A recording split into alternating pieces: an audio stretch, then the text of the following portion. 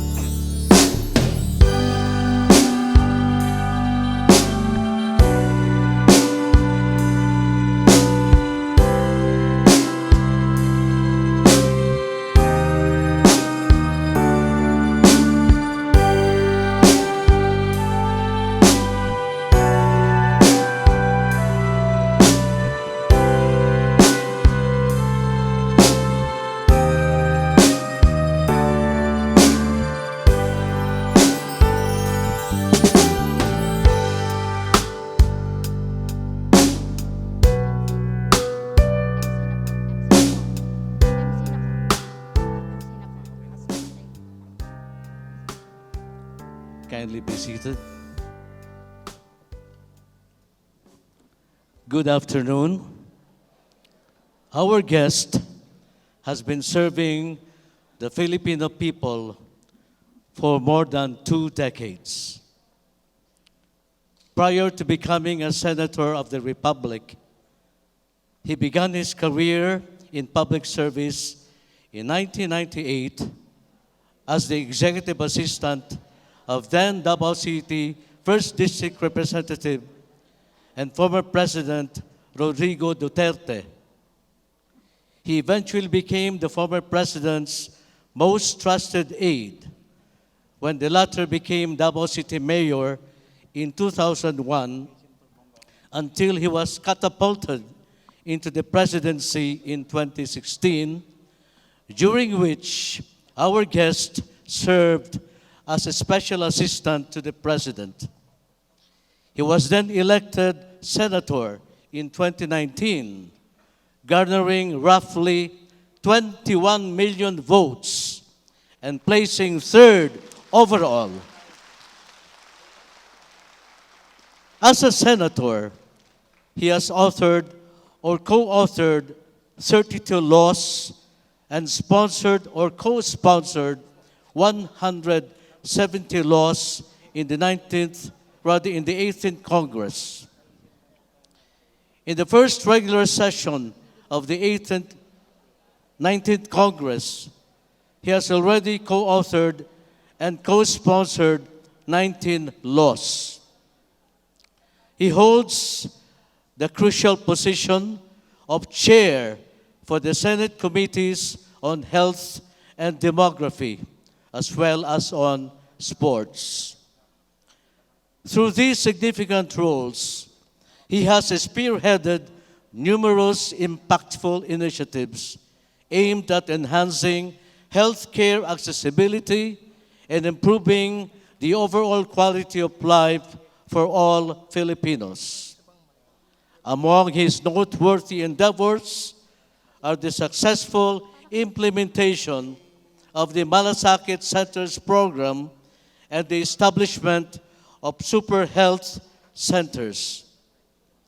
Also, he principally sponsored 69 laws for the upgrade or establishment of several public hospitals in the country.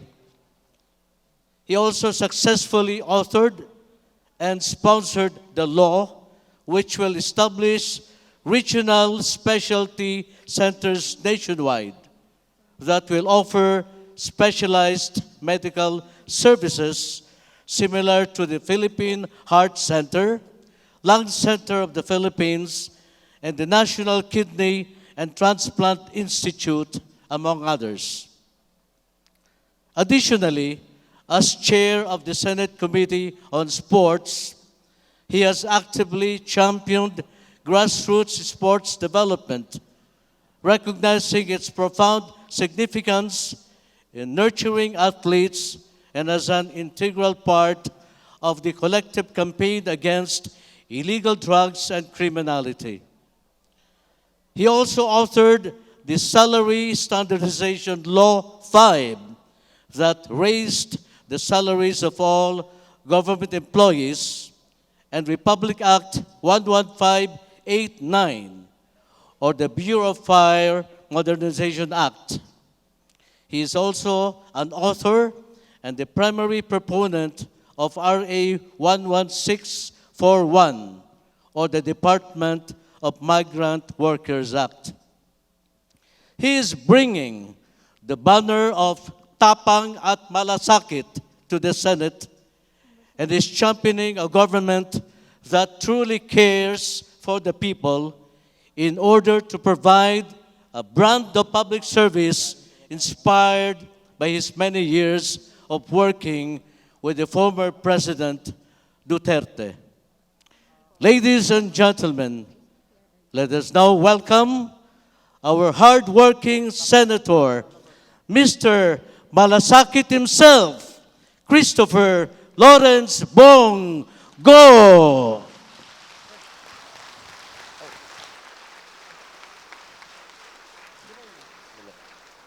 Kindly sit down. Maraming salamat po sa courtesya. Magandang hapon po sa inyong lahat, mga kababayan ko. At mawalang galang na po kay Attorney Calatrava. Alam nyo, parati naming naririnig noon, panahon ni Pangulong Duterte, yung naging senador po ako, na parati kaming pinapasalamatan po sa mga tulong, sa mga programa na nagawa natin para sa bayan. Sa totoo lang po, wag ko kayong magpasalamat sa amin ni dating Pangulong Duterte. Kami po yung mga probinsyano lamang na binigyan nyo po ng pagkakataon na makapagserbisyo po sa inyo. Kami po ang dapat magpasalamat sa inyong lahat. Hindi ko po sasayangin yung pagkakataong binigay nyo po sa akin. Tatrabaho po ako para sa Pilipino. Sanay po ako magtrabaho. For the past 25 years, puro trabaho po ang ginagawa ko. Na-training talaga ako ni former mayor, former president noon. Hanggang naging senador po ako. Sanay ako sa trabaho, umaga, tanghali, hapunan, kahit sa panaginip, kahit sa kubeta po, nagtatrabaho ako. Totoo, walang masasayang na oras. Te-text ako, bibigay ng instruction, at alam ng staff ko yan. Kahit sa gabi, ako yung pinakahuling magsa-sign off. Ako yung huling nagme-message sa kanila sa group chat namin. Sa umaga naman po, ako yung unang nagme-message sa kanila. Wala pang sumasagot sa mga... yan po ang nakasanayan ko kay dating Pangulong Duterte. I'm so proud rin po na maging part ng kanyang 6 years ng kanyang termino bilang presidente. Kahit papano, nakapagdulot po ng pagbabago naman po sa buhay ng Pilipino, lalong-lalo na po sa usapang peace and order. At hindi po yan magiging successful yung peace and order, kundi po sa inyong tulong ng ating mga PAO lawyers, PAO employees. Alam nyo, nung mayor pa po siya, bukang bibig na po ni dating Pangulo, dating Mayor, PAO, i-refer mo sa PAO. Gusto ko rin pong pasalamatan si Dr. Persida Rueda Acosta. Alam nyo, 20 years ago yata, naalala ko parati siya pupunta ng Davao, or less than 20 years ago. Parati sila nag-uusap ni then Mayor Duterte. At isa po ito si Ma'am sa napakasipag at hinahangaan ko po na public servant po. At kung meron man po akong gustong makasakasakali po, God willing, Pilipino po nakakaalam dyan ng Diyos, na nakikita kong marami pa pong may tutulong sa Pilipino at gusto ko pong makasama rin po pagdating ng panahon sa Senado. Si Doktora Persida Rueda Acosta. Ang taas po ng respeto ni former President Duterte sa kanya. Nagmamam po yan. Ma'am, talaga, ano mo, tawagin mo. Pag pumunta ng Davao yan, talagang nagkikita sila. At alam naman natin na malaking tulong po, hindi lang si Ma'am Percy, pati po ang lahat ng PAO employees na magbigay ng hustisya, lalong-lalo na po mga walang matakbuhan. PAO talaga ang bukang bibig nila. Yung mga hopeless, helpless nating kababayan na walang magtatanggol po sa kanila. Kayo po yon. Palakpakan natin ang ating mga PAO employees. Gusto ko rin pong pasalamatan ang ating Deputy Chief Public Attorney, Attorney Silvestre Mosing. Palakpakan po natin, sir. Attorney Annalisa Soriano, Deputy Chief Public Attorney. Ma'am. Magandang hapon po sa inyo lahat. Napakalaking karangalan po para sa akin na maging bahagi ng inyong ikalimang National Convention of the Rank and File Employees of Public Attorney's Office. Tulad ng inyong tema, kayo po ay tunay na kabalikat at may kapangyarihan ng katarungan laban sa kahirapan. Una, nais ko pong magpasalamat sa inyong walang sawang sakripisyo at pagtitiwala sa inyong trabaho. Sa bawat araw na inyong ginugol, sinusulong ninyo ang mga karapatan ng mga taong hindi kayang magbayad ng abogado. Sa bawat kaso na inyong hinahawakan, kayo ay nagiging tanglaw ng mga nangangailangan. At sa inyong mga kamay, inaasahan ang katarungan. Bilang isang senador, nais ko pong tiyakin sa inyo na patuloy kong susuportahan ang mga programang tumutugon sa pangangailangan ng mga kawani ng Public Attorney's Office. Sa katunayan po, ipinaglaban ko po sa Senado yung pagpasa ng Republic Act 11466 o ang Salary Standardization Law 5 na layuning pataasin ang sahod ng ating government employees, kabilang na po ang public attorneys. Naisabatas po ito noong 2020 matapos itong pirmahan ng ating dating Pangulong Duterte. As co-sponsor and co-author of Salary Standardization Law 5 during the 18th Congress, umaasa rin po ako sana ay magkaroon ng bagong Salary Standardization Law 6. No?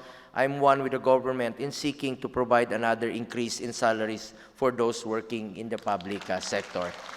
At nakikipag-coordinate po ako parate sa ating DBM tungkol dyan, kung ano po yung allowed, ano yung kaya nila, dahil willing po ako mag-file ng Salary Standardization Law 6 naman po soon. Nilagdaan din po ni dating Pangulong Duterte ang Republic Act 11643 noong nakaraang taon. Batas po ito na nagbibigay ng survivor benefits sa asawa at anak ng isang namatay na retiradong miyembro ng National Prosecution Service. Co-author din po ako ng batas na ito. This is to recognize and appreciate the sacrifices made by our prosecutors in the pursuit of justice. Alam nyo ba, muntik na pong na-veto ito ni former President. Dahil usually po, mga finance managers, secretaries of finance, DBM, talagang nag-o-object po yan pag may mga gastusin. Ngunit, nung nakita namin, sabi ko kay former President, Boss, dati kang prosecutor. Sabi niya, hindi ako papayag na i-veto yan. Alam niyo rin yung Free Education Tertiary Act. Muntik na rin po yung na-veto. Recommended rin po ng mga finance manager. Pero hindi po kami pumayag ni former President Duterte dahil mismo sa Davao noon, meron din po siyang sariling mga itong scholarship program. So, naisabatas po ito at alam nating makakatulong ito sa mga mahirap. So, pag-aralan po natin kung ano pa pong pwede nating maisulong para naman sa kapakanan ng ating mga empleyado ng PAO. We understand that your job is not an easy one and we are committed to supporting you in any way that we can. Kasama niyo po ako sa adikain nating itaguyod ang katarungan at labanan ang kahirapan. Mananatili akong tapat sa aming mga tungkulin upang maging boses ng mga nangangailangan at itaguyod ang hustisya para sa lahat. Magsiservisyo po ako sa abot ng aking makakaya at bukas po ang aking opisina para sa inyong lahat. Sa abot ng aking makakaya, magtatrabaho po ako para sa inyong lahat. Sa pagkakataong ito, nais ko rin pong batiin ang lahat ng mga nagwagi sa Program on Awards and Incentives for Service Excellence. Ang inyong dedikasyon at mahusay na serbisyo ay karapat-dapat na kilalanin. Sa inyong tagumpay, nagmumula ang inspirasyon na gawin pa nating mas maigting ang ating serbisyo para sa bayan. Hindi natin dapat kalimutan na ang tagumpay ay hindi lamang para sa mga nagwagi. Sa lahat ng mga hindi nagwagi, nais kong iparating ang aking taus-pusong pasasalamat sa inyong mga pagsisikap at serbisyong hindi matatawaran. Ang inyong dedikasyon at sakripisyo ay nagbibigay sa aming layunin na maglingkod sa bayan. Kahit hindi kayo ang napiling manalo, patuloy kayong bahagi ng pag-usbong ng ating bansa. Maraming salamat po sa inyong serbisyo. Ako naman po, bilang inyong senador, with or without award, magtatrabaho po ako para sa Pilipino. At yan po ang natutunan ko kay dating Pangulong Duterte. Isa lang ang pinagbilin niya sa akin noon. Sabi niya sa akin noon, gawin mo lang yung tama. Just do what is right. At mahalin mo ang iyong kapwa Pilipino. Hindi ka po magkakamali dyan. At patuloy ko po yung ginagawa. Dahil ang bisyo ko po ay magserbisyo po. To confer the award to our distinguished guest is our Chief Public Attorney, Persida Rueda V. Acosta, DSD. This Lady Justice Statuette and Certificate of Appreciation are given to our awardee in deep appreciation for the invaluable support and contribution made to the success of the Public Attorney's Office and the advancement of the interests of its clientele. Given on the occasion of the 5th National Convention of the Rank and File Employees of the Public Attorney's Office on October 9 to 11, 2023 at the Philippine International Convention Center, given this day of October in Pasay City, Philippines. Signed by Dr. Persida V. Rueda Acosta, DSD, Chief Public Attorney.